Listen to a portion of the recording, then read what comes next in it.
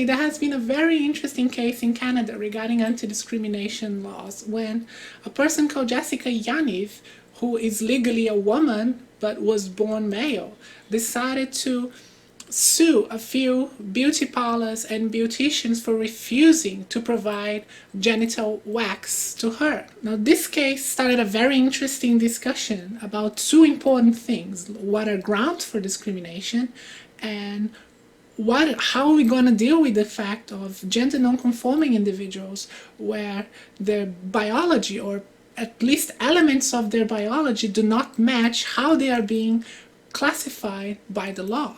This is a very important thing for me because my first video ever was about anti-discrimination laws. But before we get to the discussion regarding law, I think it's important that we know the particulars of the case, and I'll ask my friend Demi to explain it and update us on that.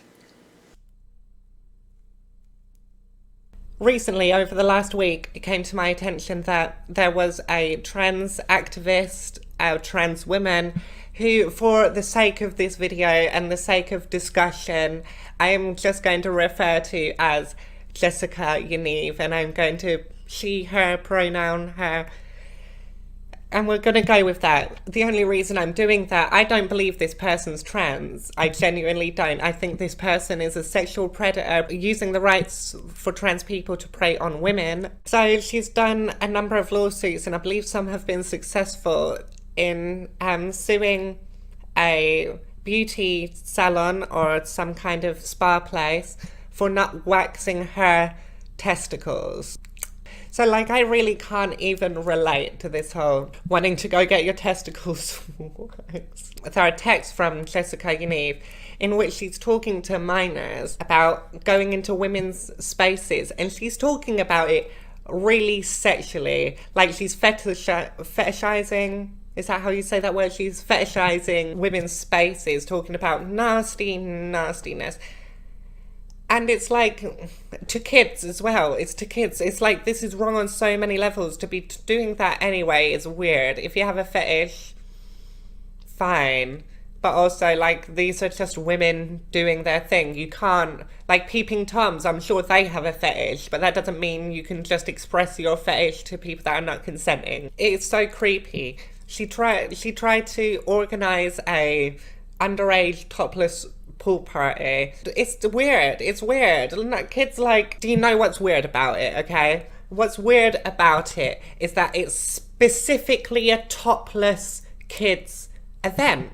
That's weird. When you specifically categorize it as a naked fucking topless kids event, that feels like you're putting a line on it that doesn't need to be there. Why do the kids need to be topless? If the idea is about kids of the LGBT community feeling unity, feeling together, feeling, you know, then they can all just be there together. It feels creepy, beyond creepy. And when it's put into the context of all of these disgusting, creepy texts, like, how? And, like, everything I've said in these videos, allegedly. There is a clip from this Jessica Yaniv,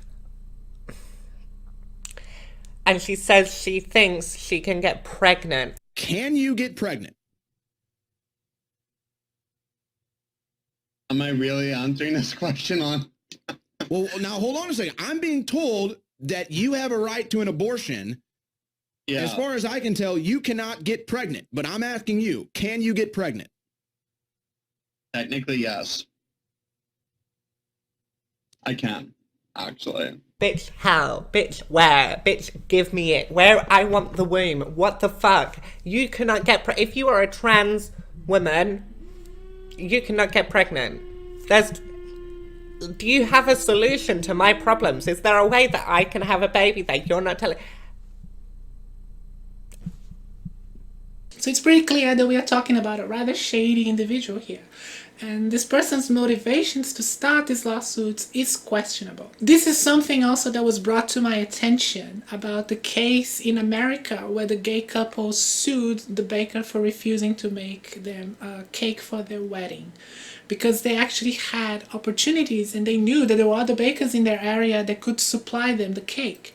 But they still went after the baker regardless of that. There is a discussion here to be had whether they were abusing anti-discrimination law, and there is a discussion to be had regarding they were wasting the court's time in that case. And these are all important discussions, but ultimately I think it doesn't invalidate my arguments that I laid out in my original video. The other case that I used in my original video, there was a lesbian couple here in Australia that was refused cake for their wedding. They didn't sue. Now, I still believe that my main argument in that video still holds, because my argument was that I think it should be unlawful for businesses to reject service based on an objection to the customer's lifestyle or to the customer's political beliefs, for example, religious beliefs, which is something that laws that we already have. I just expanded it a little more and created a principle. Because even if the gay couple in that case was wasting the court's time, the objection of the baker was not to making the cake, was to how they're gonna use the cake. It was an objection to their lifestyle, to the fact that they were gay. That is, in my opinion, should be at least unlawful and should be no grounds for discrimination. And here is the difference regarding this case, because in this case the objection is not regarding the lifestyle or the life choices or the political opinions of the customer. In this case, the objection is regarding a physical characteristic and is completely related to the service. Yaniv is not being rejected service because of her status as a gender non-conforming or transgender person. The service is being rejected because of her anatomy. And there are two main reasons why the service provider can reject the service because of the anatomy. It could be because they don't have the expertise to perform the service, or it simply could be because the beautician feels uncomfortable with doing service in a male anatomy. Because even though legally Yaniv is a woman, her anatomy, her genitals, is male. And this is important in this case because the law is not making this distinction, or at least how people are being classified in their identification is not making that distinction, and this is problematic. The problem is if the service provider is advertising that they provide intimate waxing for women's genitalia or for women, then by the law Jessica has grounds to sue and to win the lawsuit, because that is how the law is defining her. The law is defining Yaniv as a woman, because legally she is a woman. So then you have this huge problem, because the law is really malformed. The wording of the law is really bad, or how people are being identified legally is bad in this situation. It could be also the case that the service provider is not also wording clearly what they are actually saying, which they are actually saying is that they provide service for female genitalia. So how the law and identification is being formulated, it becomes a problem. It becomes an issue. Now, you could argue that the service provider could have worded their service better. They could have advertised it better. Instead of saying woman's genitalia or intimate woman's waxing, they could have used the expression female instead of woman, the label female instead of woman, because then you are talking about a biological, and in the case of Yaniv's genitals are male. Now, I think this case provides a good reason for us to rethink some of the ways we are going on about this, especially regarding law, because we cannot write laws disregarding biology. We are biological creatures. It's in our nature, and we cannot deny that. And the law should reflect that when we're talking about rights. It's important.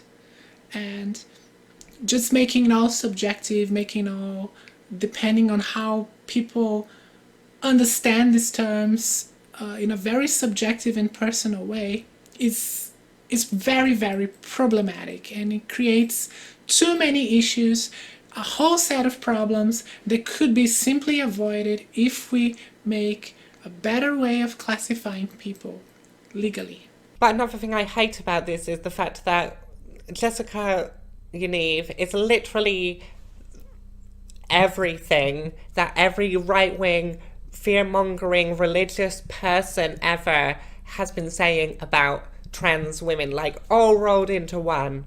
It's someone that's using the law to sue women for feeling uncomfortable in performing services on their male genitalia. They are sexually...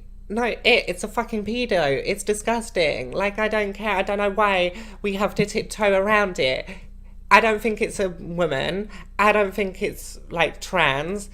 I think it's a pedo. And let's be 100. Can we all just be 100? I know you're not going to put this in your video, Sarah, but let's all be fucking 100. If this was a heterosexual, cisgendered pedophile, everyone would be fucking dragging them to the grave, right? But now it's a trans person. It feels like there's more sensitivity about it. Fuck off, no, it's disgusting on all levels. Thank you. The main thing Steve like insulted my hair that bothers me is that you have then virtue signalers or other people who are not transgender or don't have any direct interest in this, and start embracing this Yaniv person's cause without knowing the facts, and just for the fact that the person portrays herself as transgender. And this she's got a lot of support. She's got a lot of support on Twitter. I know, and they don't even know what's Twitter. going on. It's just because she's transgender. So Yeah, I am on her side, no matter what she's doing. And this is what pisses me off too. Like, you have to look at the thing critically, and if you are for equality, you don't judge someone positively or negatively because of their gender or because of their identity. You actually look at the facts and then you take your conclusions. That's what this whole thing should be about. We don't automatically jump on the bandwagon either to hate or to show support to someone without actually knowing the facts. And this, to me, is so condescending. You just don't see that with transgender. We actually see it with, look at it. If you're atheist, jump on that bandwagon. If you're gay, jump on that bandwagon. If you're a gay atheist, you can do no wrong.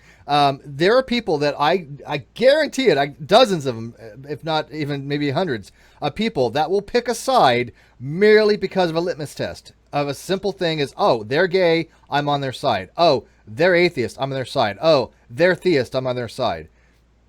Yeah. It's a hell of a lot of people, and that's one thing that I try to shy away from. That, I think, is not critical thinking. That is not how I think people that are calling themselves a skeptic community should go out being skeptical on things. I've had people tell me, well, I don't have enough information to really make a decision. I'm like, what information do you need on certain things? There's certain things are just cut and dry, and yet people just, they're like, oh, well, we don't want to cause a schism. They're pro-gay, and so we want to, like, it's like, who cares? It doesn't matter if they're pro this, con that, is if they're in the right or they're in the wrong. Doesn't matter if they're straight, doesn't matter if they're gay, doesn't matter if they're tall, if they're short. Stop looking at things through these filtered litmus tests, because I think that's what causes schisms. I think Sarah's exactly right. Look at the quality of the argument, the quality of what's going on with the situation. Don't pick and choose the battle because, oh, this person's a trans, I have to be on their side, because I can guarantee it, you get two trans people together, they're going to disagree on a lot of shit. Put two gays together, they're going to disagree on a lot of shit. Put theists together, they're going to disagree on a lot of shit. People disagree on a lot of stuff. Just because they merely have something in common, I guarantee it, it's not going to be as much things that they're going to agree on as you would probably think. Thank you. I hope this helps clarifying some of the issues that people brought up in the comment section of my original video about anti-discrimination. I think this helps clarifying some of my views. And also, if you enjoyed this video, don't forget to leave it a like, a comment, subscribe to my channel if you enjoy what I do. Also, make sure to check Demi's channel. I'll leave a link to her channel in the description. I've been Sarah Michelle. Thank you all for watching, and I will see you next time.